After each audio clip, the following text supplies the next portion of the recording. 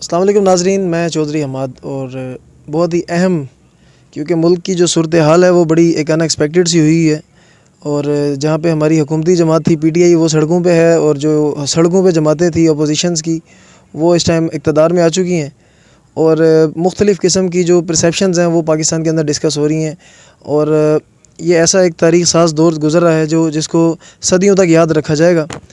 تو یہاں پہ میں اپنے پاکستانیوں سے، اپنے سامعین سے جو ہے وہ کچھ حقائق ڈسکس کرنا چاہتا ہوں، کچھ انکشافات کرنا چاہتا ہوں، اور میری جو ریسرچ ہے یا میرے جو کچھ میری ورکنگ ہے اس کی روشنی میں آپ کے ساتھ کچھ چیزیں شیئر کر رہا ہوں۔ اس کو غور سے سنیے گا اور ان کو لکھ لیجئے گا، میرے انشاءاللہ تجربے کے مطابق فیوچر میں یہی ہوگا۔ دوستو، سب سے پہلے تو میں بات کروں گا کہ پی ٹی آئی کی حکومت ختم ہو گئی اور پی ٹی آئی اب سڑکوں پہ ہے، تو وہ حکومت کیوں ختم ہوئی؟ اچانک سے ایسا کیا ہو گیا کہ جو بیرونی سازش ہو گئی؟ کون سی سازش ہو گئی؟ امریکہ سے جو ہے نا وہ خط آ گیا اور پھر اپوزیشن کو انہوں نے باقاعدہ یوز کر لیا۔ میرا جو تجربہ ہے یا میری جو ریسرچ ہے وہ یہ کہتی ہے کہ ایسا کچھ نہیں ہوا۔ جو میں باتیں کرنے لگا ہوں وہ ذرا غور سے سنیے گا، اپوزیشن والے بھی اور جو حکومتی جماعت تھی پی ٹی آئی۔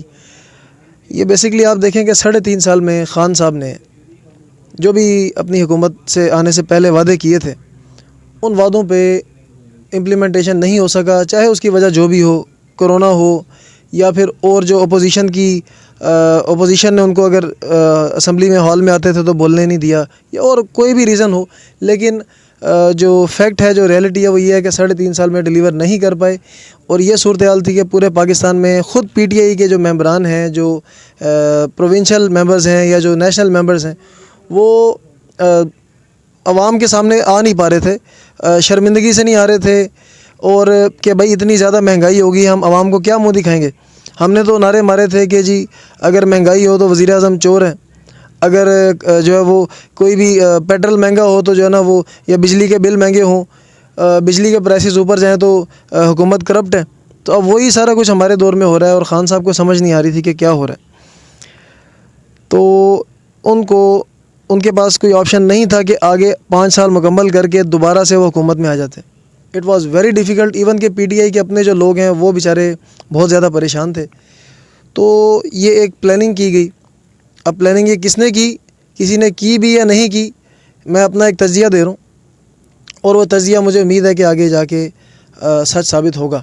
آپ دیکھیں گے کہ عمران خان کو اس نیچ سے نکال کے 1 سال پہلے حکومت سے خان صاحب باہر آئے ہیں اور سڑکوں پہ آ گئے ہیں۔ ان کو ایک ایسا جو نبض ہے، پاکستانیوں کی 2 نبضیں ہیں، ایک دینی نبض ہے اور ایک ایموشنل نبض ہے، تو خان صاحب نے اس ٹائم پاکستانیوں کی دونوں نبضیں پکڑ لی ہیں، ٹھیک ہے جی، اور ان کو لے کے وہ چلیں گے 1 سال، اور اس کے بعد دوبارہ سے جب گورنمنٹ میں آئیں گے وہ بڑی بھاری اکثریت سے آئیں گے، میرا یہ تجزیہ کہتا ہے۔ اور دوسری بات یہ کہ خان صاحب نے جو پروجیکٹس سٹارٹ کیے ہیں جو پاکستان کے اندر ڈیمز کی مد میں اور بہت سارے جو معاملات ہیں، وہ ایسے پروجیکٹس ہیں کہ جو کم از کم 8-10 سال جن کو کمپلیشن میں لگیں گے، تو 8-10 سال سے پہلے تو ڈیلیور ہو نہیں پاتا۔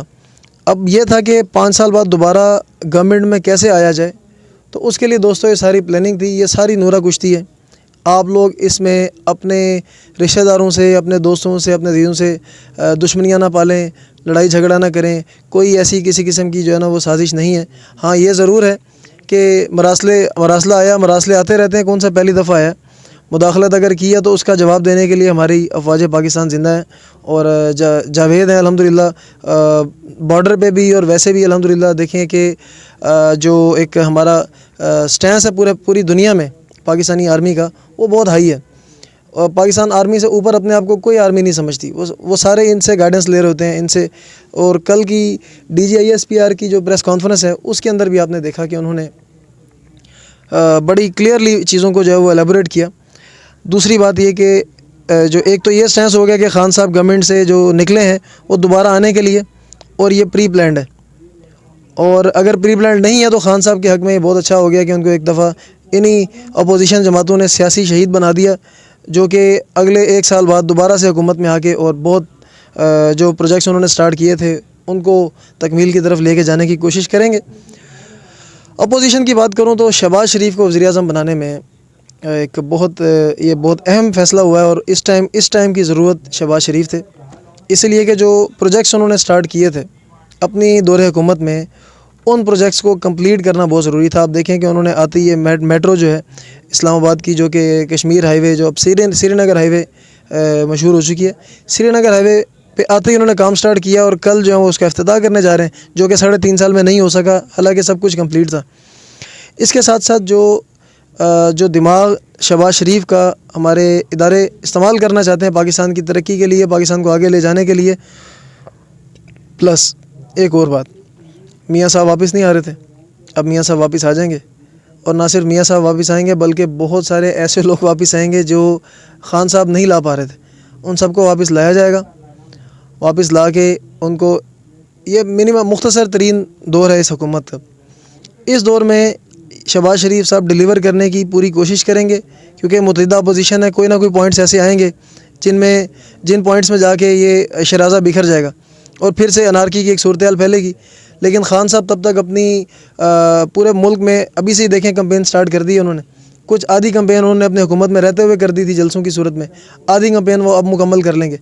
تو جب اگلے الیکشن ہوگا تو پی ٹی آئی جو ہے وہ ایک بھاری اکثریت میں دوبارہ اقتدار میں آئے گی، اور اقتدار میں آنے کے بعد اپنے جو ان کے پینڈنگ پروجیکٹس ہیں ان کی طرف جو ہے وہ دیکھیں گے. بہرحال پاکستان نہ، وہ حبیب جالب کہتے ہیں کہ خطرے میں اسلام نہیں، خطرہ ہے زرداروں کو. زرداروں سے مراد کے زردار یعنی کہ پیسے والے جو مافیاز ہیں ان کی بات ہو رہی ہے. اور نہ پاکستان کو خطرہ ہے، الحمدللہ پاکستان بھی ترقی کر رہا ہے، ان کے دور میں بھی ترقی کر رہا تھا، اب بھی ڈیولپمنٹس ہو رہی ہیں. ٹھیک ہے، ہماری آرمی جب تک پاکستان کے اندر موجود ہے اور پاکستان کی باغ دوڑ سنبھالے ہوئے، پاکستان کی سرحدوں کی باغ دوڑ سنبھالے ہوئے، ہمارے جو اسٹیبلشمنٹ کے ادارے ہیں وہ جب تک جاگ رہے ہیں، ہماری عدلیہ جب تک جاگ رہی ہے، کوئی بھی مائی کا لال پاکستان کی طرف میلی آنکھ سے نہیں دیکھ سکتا. یہ ساری آپ اس پہ جو ہے وہ اپنے جذبات کو کنٹرول رکھیں، آپ اس پہ اپنے جو ایموشنز ہیں ان کو کنٹرول رکھیں. کوئی جو ہے نا وہ اس طرح کی کوئی غداری والا معاملہ نہیں ہے. ہاں، ایک ریزن ضرور خان صاحب کو مل گئی جس کی وجہ سے پورا سال وہ سڑکوں پہ ہوں گے اور دوبارہ سے اقتدار میں آئیں گے.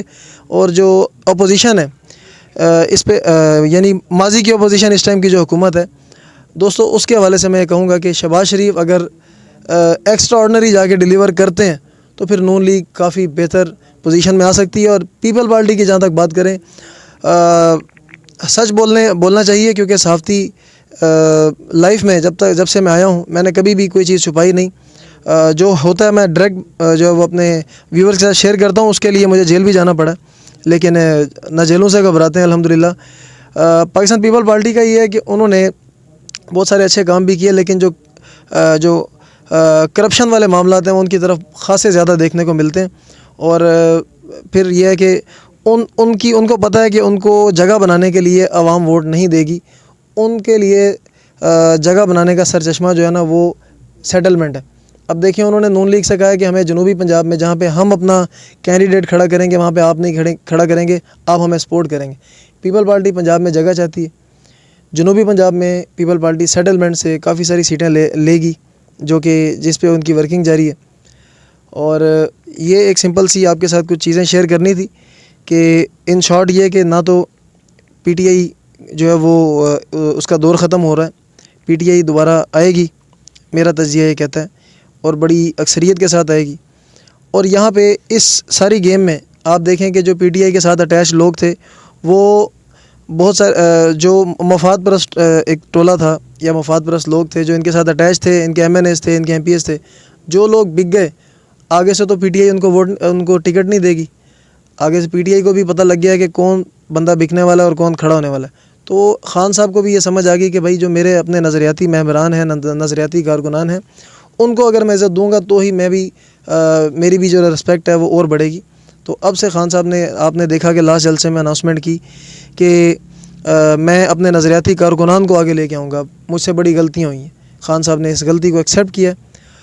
اب جماعت اسلامی کی بات کرتے ہیں. جماعت اسلامی دوستو 2002 کے بعد جب سے اس نے الیکشن پارٹیسپیٹ کرنا بند کیا، اس میں جو پروسیس میں پارٹیسپیشن بند کی ہے، اس کے بعد سے اب تک جماعت اسلامی حکومتی اقتدار میں نہیں آ پائی.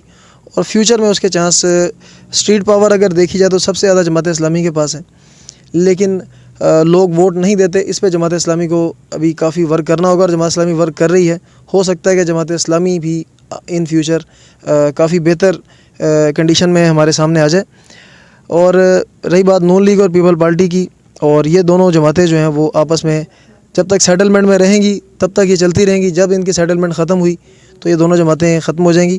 ہاں، جو کیسز ہیں ان کو وقتی طور پہ روک دیا گیا، لیکن یہ یاد رہے کہ یہ کیسز دوبارہ کھلیں گے. یہ کیسز دوبارہ کھلیں گے، ان پہ باقاعدہ تحقیق ہوگی، اور جو کام خان صاحب اپنے دور میں نہیں کر پا رہے تھے وہ ان سے خود کروائے جا رہے ہیں حکومتی لوگوں سے. اب کی جو حکومت ہے میاں شہباز شریف کی، اور ان سے وہ سارے کام کروانے کے بعد آگے سے احتساب کا ایک کڑا سلسلہ شروع ہوگا. میرا یہ تجزیہ ہے. مزید اس پہ کیا حقائق ہیں یا کیا ہونے جا رہا ہے، آزاد کشمیر کے حوالے سے اگر بات کریں تو عدم اعتماد وہاں جمع ہوئی تھی، KPK میں بھی جمع ہوئی تھی، لیکن وہاں پہ ناکام ہو گئی. PTI کی حکومت وہاں پہ برقرار ہے. آزاد کشمیر میں بھی کل عدم کی تنظیم جو تحریک ہے وہ جمع کرائی گئی تھی، لیکن سردار تنویر الیاس اب اس ٹائم اس کے وزیر اعظم ہیں. پہلے وزیر اعظم نے استعفیٰ دے دیا، اور بہتری کی طرف یہ ملک جا رہا ہے. اس ٹائم بھی ڈیولپمنٹس ہو رہی ہیں، اس ٹائم بھی پاکستان جو ہے وہ ترقی کر رہا ہے، ترقی کی راہوں پہ گامزن ہے.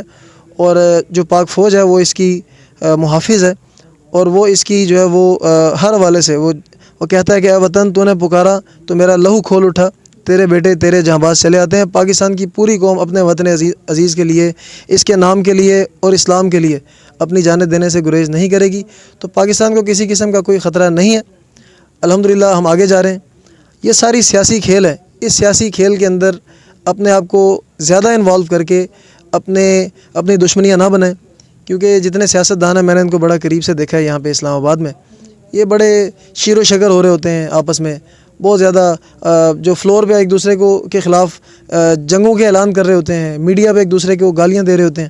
لیکن یہ out side of the camera جو ہے وہ آف دی ریکارڈ جو ہے وہ بہت زیادہ پیار محبت ہے ان کے بیچ. تو آپ بھی اسی طرح اپنا جو پیار محبت ہے، اپنی جو دوستیاں ہیں، اپنی جو رشتہ داری ہیں، ان کو ان لوگوں کے پیچھے لگ کے ختم نہ کریں.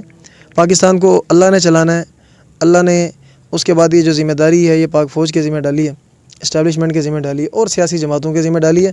لیکن سیاسی جماعت آگے وہی آئے گی جو پاکستان سے سنسیئر ہوگی. اگر وہ PTI ہے تو PTI ہوگی، اگر وہ اور کوئی جماعت ہے تو وہ ہوگی. اللہ نے کام اس سے لینا جس سے اللہ چاہے گا. اس پہ آج کی یہ ڈسکشن ہم ختم کرتے ہیں. مزید آپ کو ہم ان فیوچر جو سرکمسٹانسز ہوں گے، حالات ہوں گے، اس پہ ہم آپ کو اپڈیٹ کرتے رہیں گے. اپنا بہت خیال رکھیے گا. اللہ حافظ.